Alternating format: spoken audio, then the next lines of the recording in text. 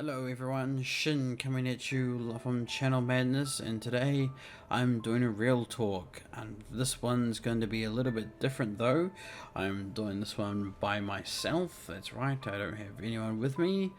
So this real talk's mostly going to cover the time frame from sort of just before we went on our April holiday to about the May about the 16th, which is last weekend. For clarification, today is May the 20th. I just got back from a funeral from one of my colleagues. Her husband just died, and it was very sad and unfortunate, and we went to the funeral to support her in this time of need. But yes, so this covers the time frame for the last month and a half. It generally goes over why we haven't been making videos, but it's not really an excuse video, it's more of my feelings and what's been going on with me, because boy oh boy has a lot of shit happened over the last month, and I felt like it's worth talking about, and so I thought I would. I also wanted to do it alone, mostly because it's a lot of deep stuff, and it's probably going to get a little bit dark, and I don't really want to have to deal with emotions with people around me while I try and reminisce about the last month and a half of probably the hardest period of my life that I've had to go through. So yeah, I will give a warning to those who are squeamish about such topics that I'll probably be going into a little bit of depression and talking about a little bit of suicide and, you know, the nasty stuff. So if you can't handle that sort of topics or discussions, you probably might want to skip this video and move on to probably something next, or hopefully another podcast. They're always good to listen. So yeah. So where do I start off? This is the difficult thing. So going back about a month ago, well, actually going back about 2 months. This is roughly about 2 months now. At the start of April, we had planned a holiday for most of the people on the channel and a few friends outside. It was supposed to be a nice getaway from the city. Just before Easter, because if anyone knows, as a baker, Easter is our biggest period of the year, biggest days for me to work, and it's also April 7th is my birthday, and April 8th is probably one of my best buddies' birthdays. So we normally every year we'll go out to my Nana and Kuddle's island, Matakana Island, down by Tauranga, because they have a place down there, and that's where my iwi and heritage and my marae is based. So we normally go down there every year. We didn't go down there last year because unfortunately my nana was diagnosed with cancer, and that was right around the time that we had planned to go down, so couldn't really go down there last year. We did go down later on in the year, around August, but we decided that we'll try it again this year for our birthday, and we did end up going down. As you will no doubt know if you listen to the weekend holiday video that I posted up sometime before this one. But this covers the time frame just before that period and all the time afterwards till about now, and what's happened and everything in between. So sometime before then, so roughly it starts. What I'm going to end up doing is just cataloging all the shit that's just been thrown at me, and just talking about how it's affected and where do I go from here. So the first thing, the major thing that's sort of, I guess, lit the fuse or the straw that broke the camel's back. Not really that analogy. The thing that started it all was basically my car. So what it was I planned to take my car down to the island. Get to the island is about 2.5 hour trip, 3 hours if you want to dawdle and take stops. Down to Tauranga, or down to Omakoroa, which is next to Tauranga. So I wanted to get my car ready, and I decided to, I think the 2 days beforehand, get it cleaned professionally, mostly because as a baker, I attract a lot of flour, and it's a bit hard to get out and try to do it clean personally. So I thought I'd just get it done professionally. It was rather costly. I think it was about 150, but that, you know, everything got shampoo. The interior was done nicely. Everything was nice and ready for this big trip down to the island. So we're going to take my car and my buddy's car because we had the biggest cars, and it was, you know, it's going to be a nice road trip down there. And this is where it begins.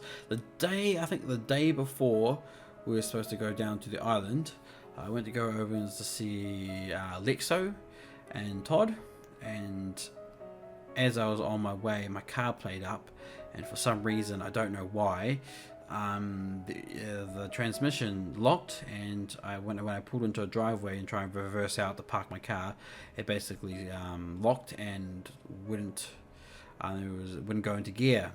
I'm not a car person. I don't know how cars work or what is or isn't supposed to happen, but I know that this was not something that was supposed to happen.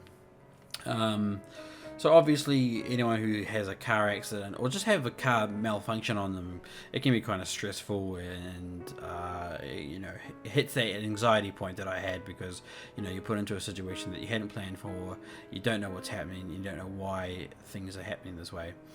I don't think this wasn't the day before the trip. This was the day before that day, because there was a day in between the two, if I do remember correctly.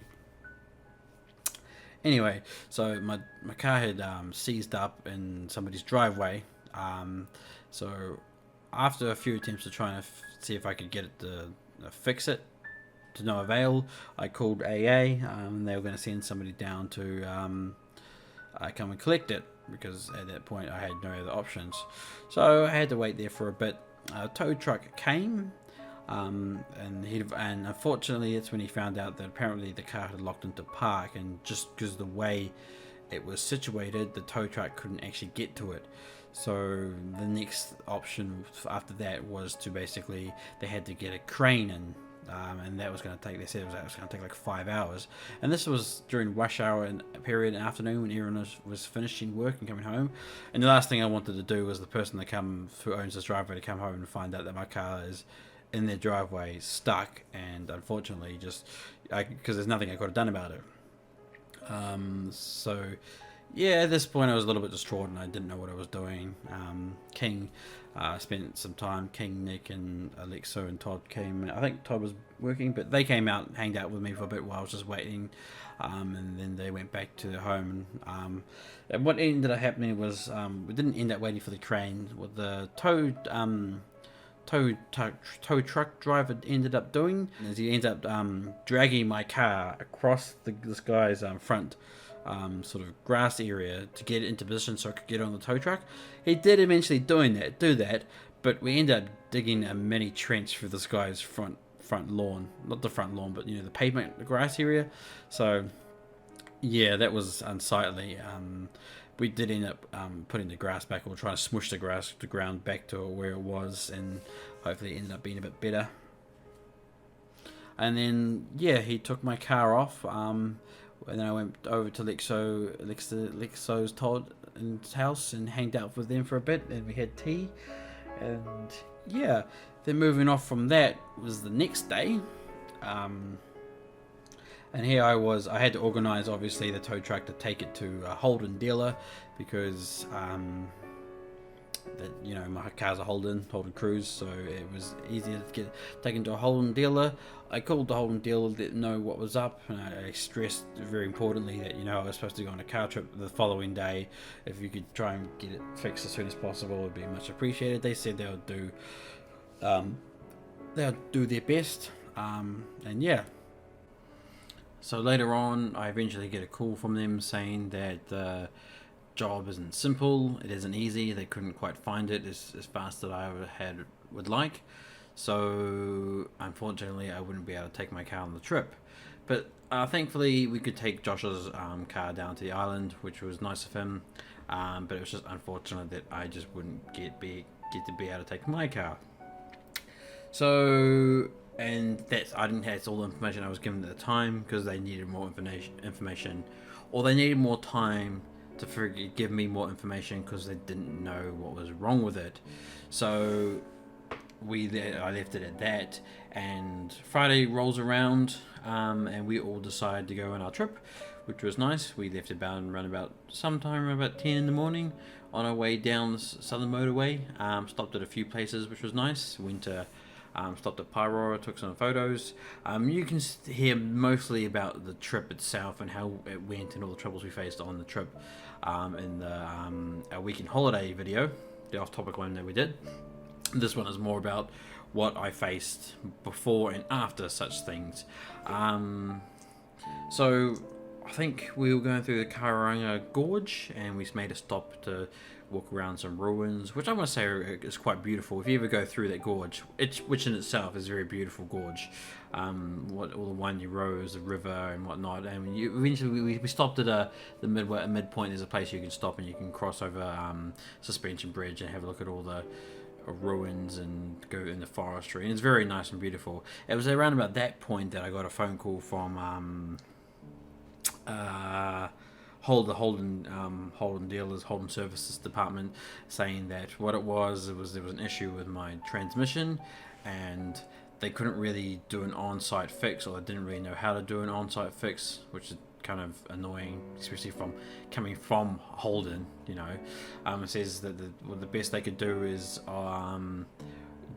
order a replacement, and they told me that was going to cost about close to about $5,000, 5Gs, and that was just for the transmission, the new transmission box itself. This didn't include obviously time and labor and any extra things, which total cost was going to come up to about $6,000 at the end of the day.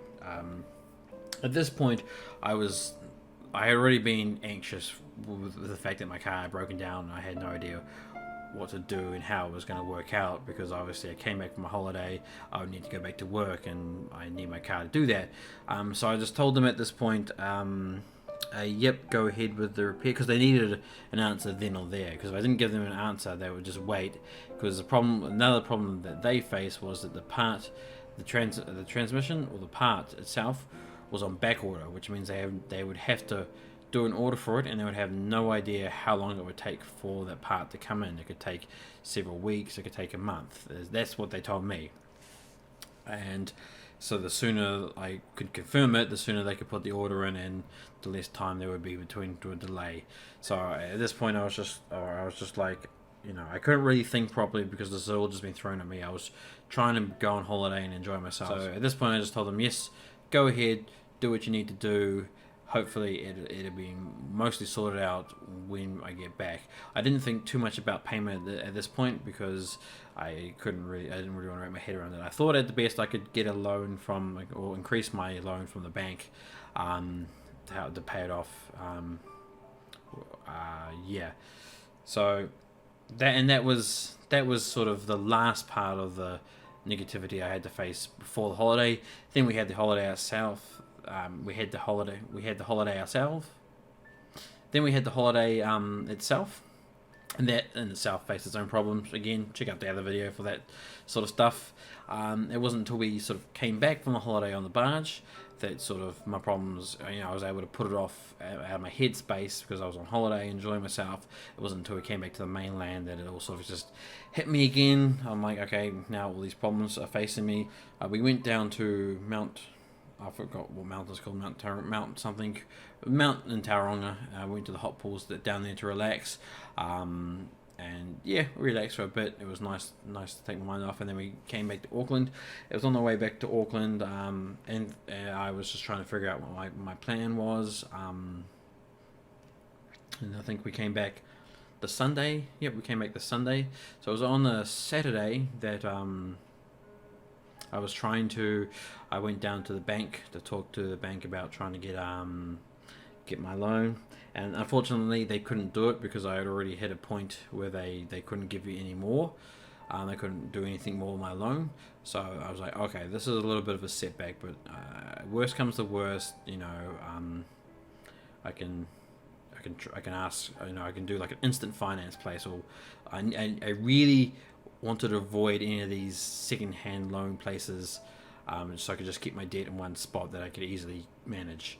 But it hit the point where I'm like, okay, I have to come up with basically $6,000 in, a short amount of time. Because I called Holden, told them that okay, I was having financial problems, and they're like, okay. So they put everything on hold, and at this point they wouldn't continue the repairs until I could actually go down and make the payment, which was really annoying for them to do that.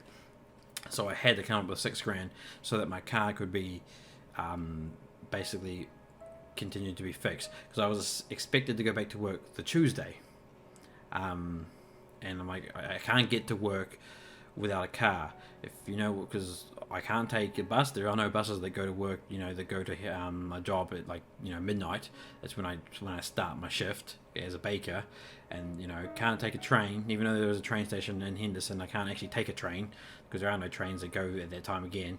And taking a taxi would just sort of be detrimental to the whole I need money factor. I can't just keep taking taxis each time.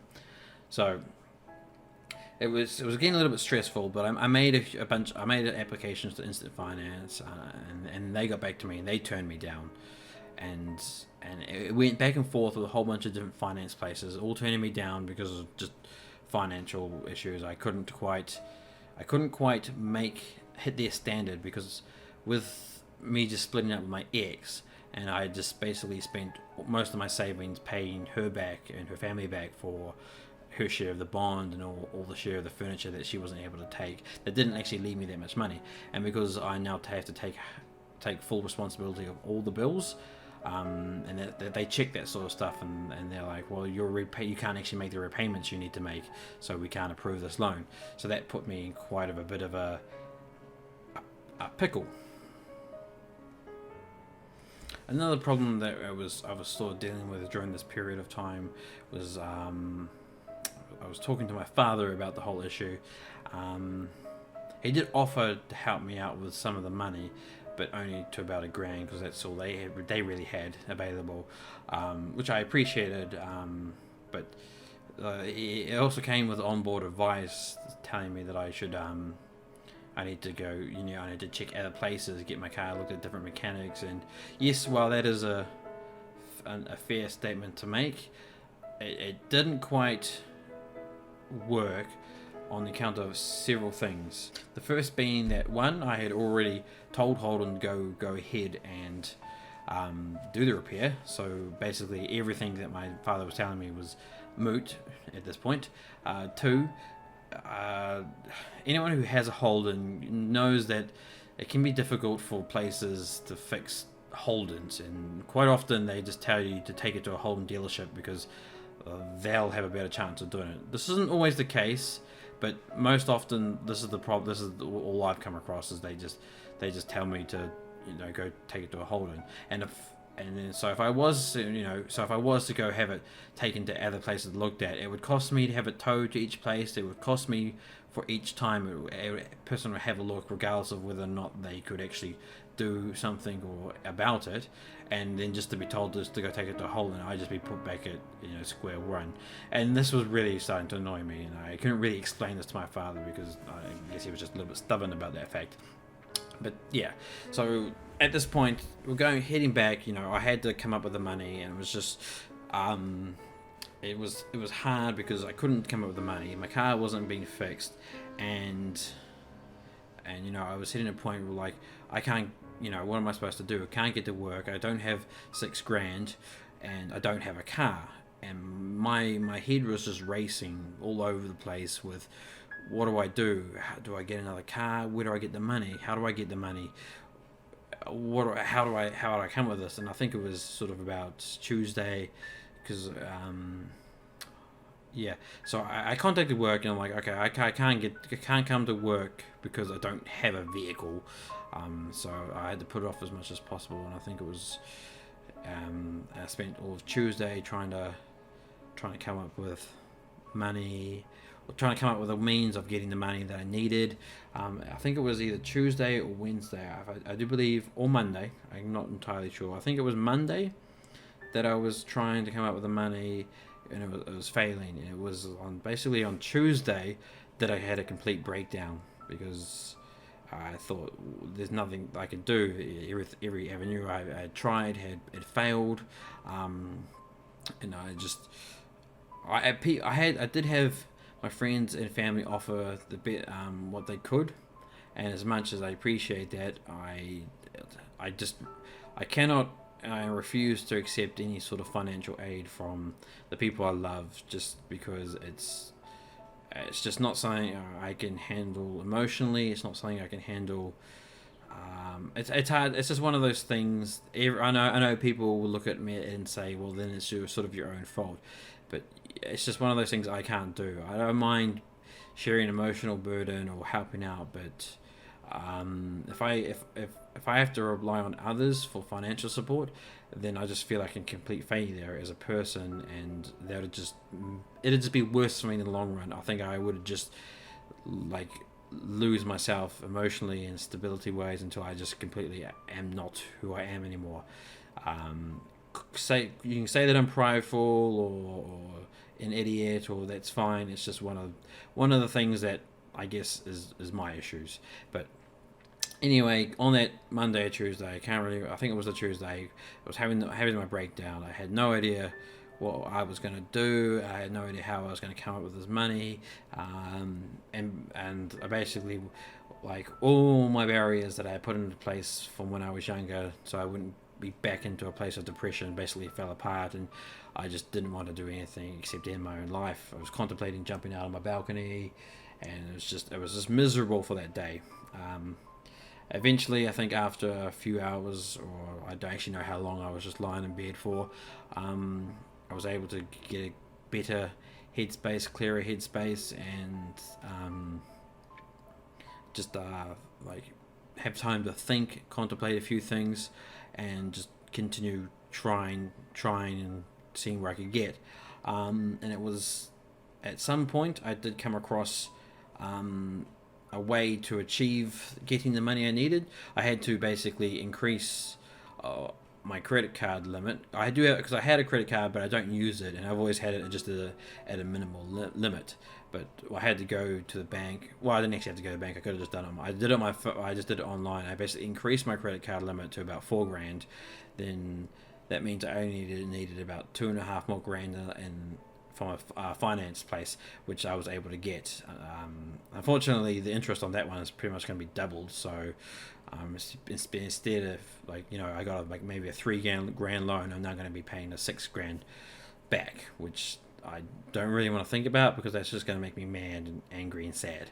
So I was able to come up with the money, went down to Holden, and paid the bill that needed to be paid. And the good news there was they told me that the part had just arrived, so they could probably get it fixed and get it given to me within the next few days, which I was happy about, because they didn't have any loaner cars, and I'm like, okay, I won't be able to, like, I still need to be able to get to work, so I still need a vehicle or some time. So hopefully I would be able to get my car back and get to work. And that was about, I think Wednesday, I was able to make that payment, and finally be put in a place where I'm like, okay, I can calm down a little bit. My car has been paid, and I can slowly work towards, or just staying afloat, really, because I knew that I was going to be facing some problems, which I'm still facing today, and I will be facing for a fair amount of time. But at that moment, I was able to obviously put my head above the ocean of turmoil and catch a breath, and that's what I needed at that moment. It was just to catch a breath, and level myself out so I could think and play my next few moves. And so they were able to get my car back to me about Friday or Saturday. I think they'll get my car back to me the Friday, and that was basically rolled around to my days off, so I didn't have to go back to work till Sunday, which was nice. So I had the whole week off, and basically what I did that week was, while go through some obviously emotional turmoil, I think I was also just played the Spider-Man game, because we never actually finished it when it came out. So I played that and finished it, which I do recommend. It's a very good game. I'm happy I played it, because I've never played a Spider-Man game before, and I know everyone goes on about how Spider-Man 2 is the best Spider-Man game, but I think this one is good. So a recommendation for me. Thanks everyone who took the time to listen to my story. Unfortunately, this is just the first part of 2, and it does continue, and the second part will be coming out later on. But thanks for listening anyway.